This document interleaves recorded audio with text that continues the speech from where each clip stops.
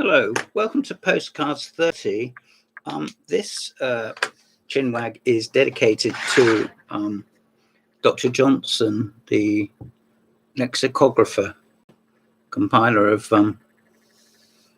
probably the first dictionary in the English language.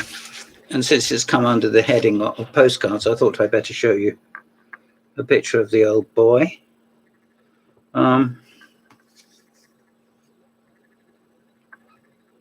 He doesn't look particularly overweight here. There's a quill in his hand, and he's holding down some papers.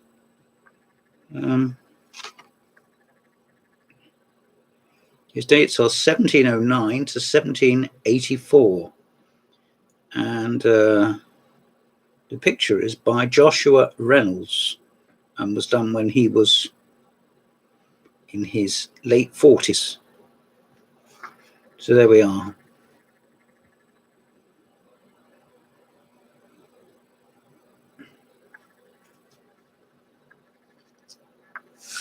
Now here he is with his amanuenses, his biographer, Boswell. And he's towering over him. I don't think I'm going to attempt, this is by Max Beerbohm. So this is not, repeat, not a contemporary cartoon. I can't read this without a magnifying glass to see what the old windbag has to say. There we are. Now, various books about Dr. Johnson. Here we have Boswell's world famous biography. Boswell started to write this before Johnson died, and he told him in advance that he was going to be doing it. And if Johnson said so much as, get out of the way or hello or something, he would write it down and it would be accurate. Thus, Johnson employed during one of his best years of his life as a mere literary labourer for gain, not glory, solely to obtain an honest support. He, however, indulged himself in occasional little sallies, which the French so happily expressed by the term jeu d'esprit, which will be noticed in their order in the progress of his work. Well, you can go on and on quoting Dr. Johnson. When two Englishmen meet, they invariably speak of the weather. Your wife, sir, under pretext of keeping a bawdy house, is a receiver of stolen goods. This important article of the Gentleman's Magazine was, for several years, executed by Mr. William Guthrie, a man who deserves to be respectfully recorded in the literary annals of this country.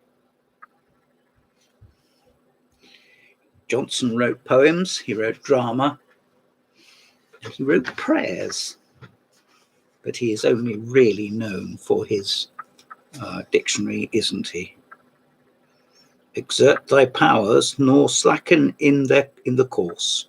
Thy spotless fame shall quash all false reports. Yes, he didn't like false reports. He was very much cut to the chase, didn't he, Johnson? Here's a poem all in Latin. Johnson's residence at Lichfield. I think I've been there. It was coming back from a chess tournament in Dundee, so we were more than a little tired. What I have been to is the Johnson Museum in Gough Square, which is just off Fleet Street in London. And I recommend that. It took me aback a bit because you can't actually keep on going in. You can't go in without ringing the bell, and I just expected Robbie Coltrane or somebody dressed up as Dr. Johnson to answer the door. But it was a lady of mature years, and she let me in. And I paid the money, and she showed me around and explained that obviously the property had got into several dreadful dilapidation, if only because Johnson was so hell-bent on writing the dictionary, and that all those who helped him, of which there were several, I don't know how many, 8 or something like that. I dare say they got very little thanks and just a few quid a year, I suppose. But there were paintings there of him as a little boy and as he grew up, and obviously a copy of the dictionary. I didn't presume to look anything up.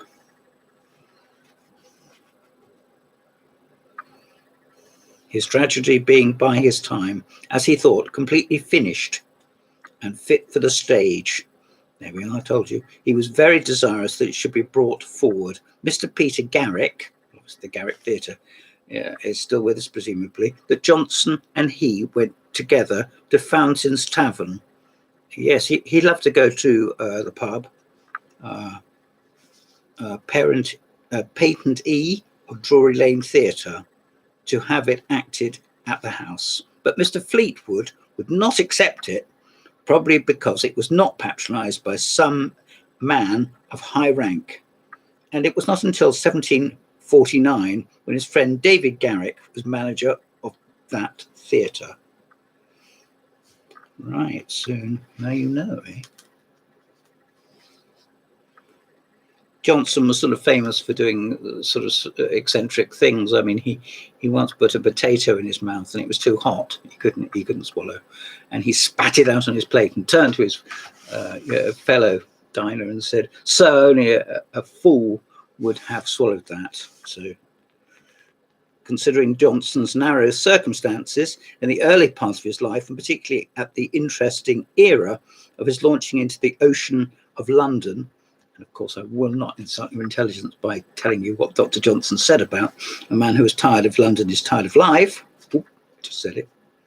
Particularly at the interesting era of his launching into the ocean of London, it is not to be wondered at that an actual instance proved by experience of the possibility of enjoying the intellectual luxury of social life upon a very small income should deeply engage his attention, and ever recollected him as computing how much more expense was absolutely necessary to live upon the same scale with that which his friend described when the value of money was diminished by the progress of commerce. You see, every bit of it seems quotable, doesn't it? No wonder this book, which, let's face it, James Boswell did spend quite a bit of time writing, while Johnson kept his academy, there was no doubt he was insensibly furnishing his mind with various knowledge. Sounds like Sherlock Holmes in saying that if he didn't want to know what he did not know, he did not want to know. Actually, I think that probably Irving Chernev on Edward Lasker, but anyway. There we are. Well, it's a big book, and it's not that easily obtainable. I mean, it's in all sorts of editions, of course it is. I think I must have got this quite cheaply, actually. I'm not sure.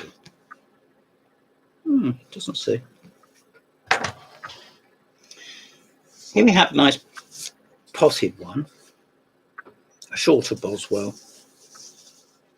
This only was £1. And here's a picture of James Boswell. There will be a picture of anybody, including my Aunt Fanny. But there he is, author of Dr. Johnson and His Circle. To write the life of him who excelled all mankind, talk about bigging him up, writing the lives of others, and who, whether we consider his extraordinary endowments or his various works, have been equalled by few in any age, is an arduous and may be reckoned to be a presumptuous task. In other words, his presumption, which is presumably total, is to ask for the indulgence of his audience, and also to say, well, have I captured, have I encapsulated the man himself? And I think in view of the popularity, real or supposed, in our era, but in a time when things were far less competitive, we can say yes.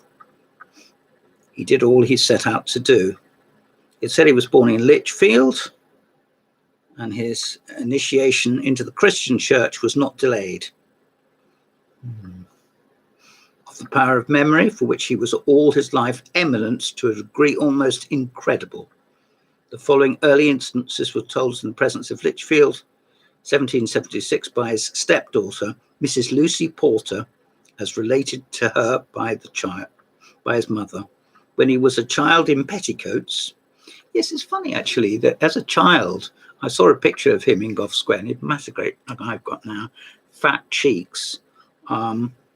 Anyway, Mrs. Johnson one morning put the Common Prayer Book into his hands, pointing to the collect of the day, and said, "Sam, you must get this by heart." She went upstairs, leaving him to study it. By the time she had reached the second floor, he heard him saying, "What's the matter?" "I can say it," he replied, and he repeated it distinctly, though he could not have read it more than twice. Oh, that's rather good.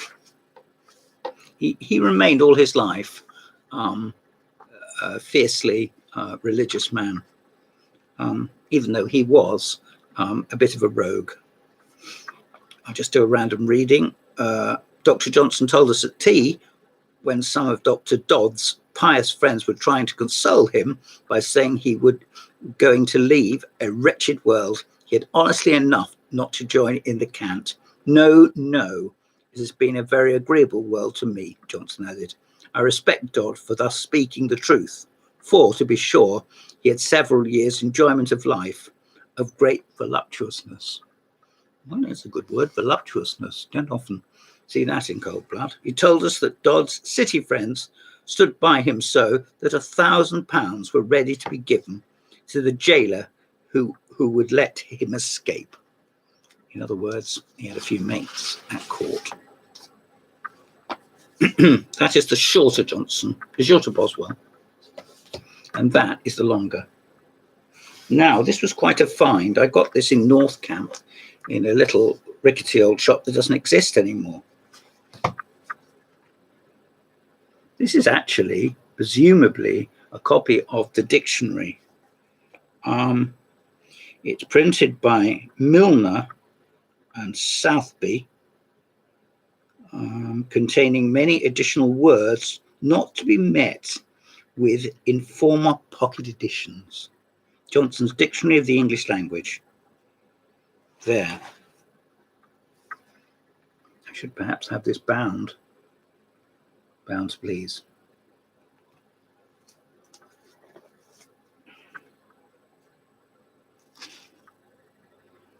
The text is absolutely minute. One of these fine days, I'm going to get a magnifying glass and I'll be able to read it again. I'm afraid I can't read it anymore. Anyway, there's Dr. Johnson's dictionary. This is from, it's obviously 19th century. His book, The Gift of Appreciation, from his brother James, 1871. So it's about 150 years old. There we are. Here's the book referred to earlier, which was one of the first books I got about the old poor Dr. Johnson and his circle. He hated to be alone, Johnson. You see, don't leave me. I'm very much loath to be left. This is a 1928 edition. And the man has actually put his address inside it, which is the Vicarage, Tilby. That's coastal, isn't it? Not sure. It's part of the Home University Library. And it says that Dr. Johnson was a national institution. Good Lord. The name of Samuel Johnson is, of course, not the greatest in English prose, presumably they mean Shakespeare, but even today, when he has been dead more than a century and a quarter, it is still the most familiar. We live in an age of newspapers, where all can read. I wouldn't bet on it. The newspaper press, taken as a whole, would be fairly accurate reflection of what is in the mind of the people. Nothing will be mentioned frequently in newspapers which is not some interest to a large number of readers. Well, I wouldn't bet on that either. And whatever is frequently mentioned, they cannot fail to become widely known. Tried by this test, Johnson's name must be admitted to the very widely known and almost universal interest. No man of letters, perhaps scarcely even Shakespeare himself, is so often quoted in the columns of the daily press. Yes, okay. He's still one of the great scholars, strongly marked individuality. Yes, that's true. And I wonder whether that was because he started life in the Midlands and not actually in the smoke of London, though he did come south. Knowing Johnson, it may have been to avoid debtors or credit people who, I never know the difference between creditors and debtors. Neither, for that matter, did W.S. Gilbert. But anyway, we never think of typical Englishmen being like Shakespeare or Milton. In the first place, we know very little about Shakespeare. Oh, well, I went to Lord Wandsworth, so I know loads about him. Nor do Englishmen often plume themselves on the aesthetic or imaginative gifts. Sometimes being asserted to be the function of the man of letters to say what others can feel or think, but can only express. Yes, that's good, isn't it? I really like that. Let's read that again. It has sometimes been asserted to be the function of a man of letters to say what others can feel or think, but only he can express. And it mentions the laborious years in Gough Square. Well, you can go to Gough Square now and see where he laboured. Whether, in fact, it's reopened after COVID, I don't know. But it would be worth looking online, wouldn't it?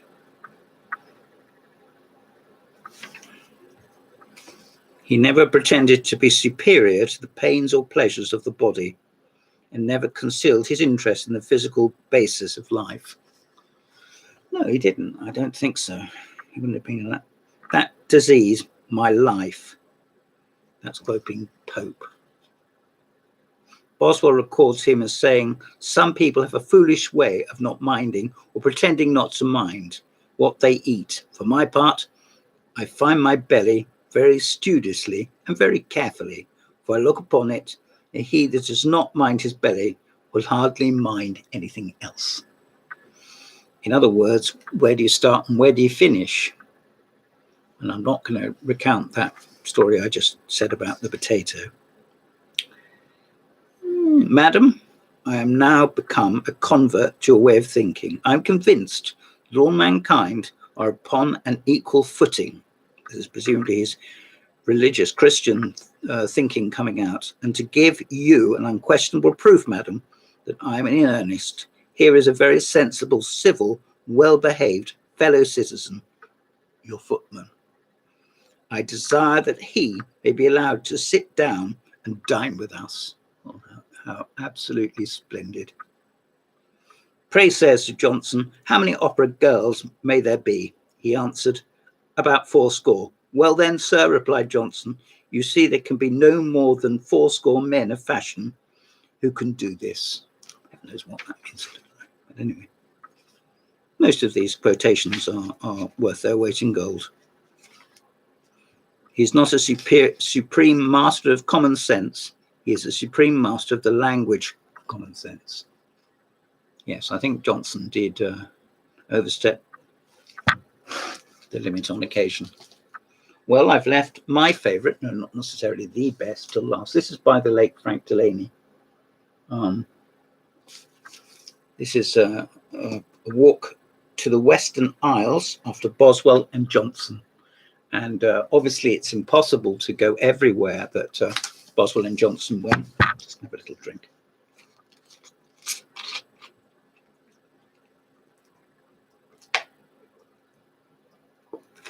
They did do a fair bit of planning, I think, before they set off, presumably from Lichfield, to go up to Scotland.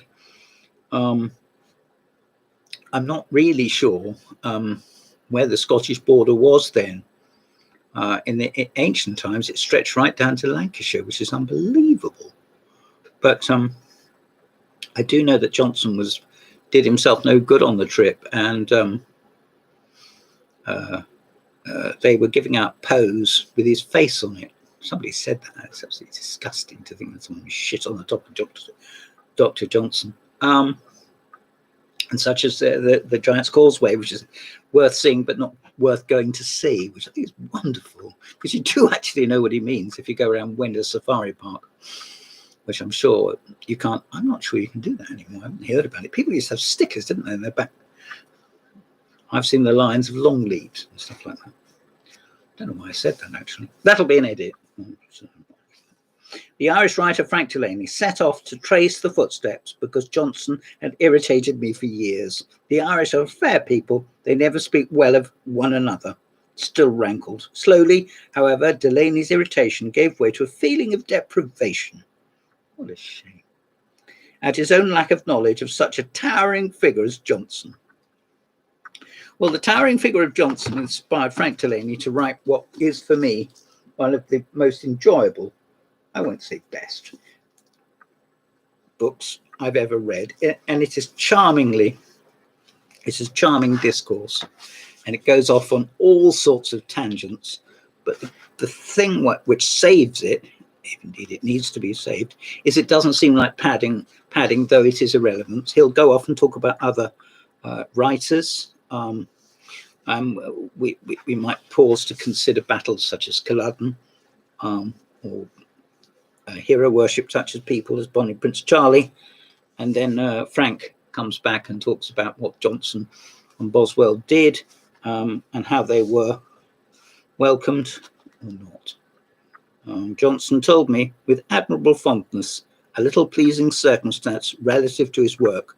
Mrs. Johnson, in whose judgment and taste he had great confidence, said to him after a few numbers of The Rambler had come out, must be his magazine, "I thought very well of you before, but I did not imagine you could have written anything equal to this." Well, how about that for Crawley Bum Lick? Some beautiful pictures. Scotland is... I came to the conclusion, I've only been to Scotland twice, and I'm not a good traveller. I came to the conclusion that perhaps the best bits of Scotland are the countryside. Boswell and Johnson sat in the tolerable inn, which can still be traced behind main streets at Tobermory, and talked of European literature and its practitioners, with Johnson showing the breadth of his reading. They discussed Rancid, Molière, and Voltaire, and Johnson felt yet unproven. At this juncture, Boswell adds to the evidence of Johnson choosing his own biographer. Boswell recollects that Sunday evening that we sat by ourselves at Aberdeen, I asked him several particulars. Sorry, I'm just going into Scottish.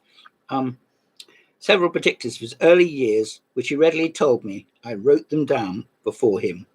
This took place at the introspective moment when, finding the conversation of Aberdeen less than gripping, the two withdrew by themselves to the New Inn. Well, near to me is also a new inn. I expect it's a lot newer than anything that Boswell, I think actually at the start, actually had to pay a little money. He probably had to buy Dr. J more than a pinter. They would meet up in the Mitre, and Boswell would go up to the old windbag and say, you know, how about it, Sam? And Boswell heard the words which Robert Robinson, as president of the Johnson Appreciation Society of about 40 years ago, said, the lovely words, let me take your hand. I have taken a liking to you. Thank you very much. This has been Postcards 30, dedicated to the life of Dr. Samuel Johnson.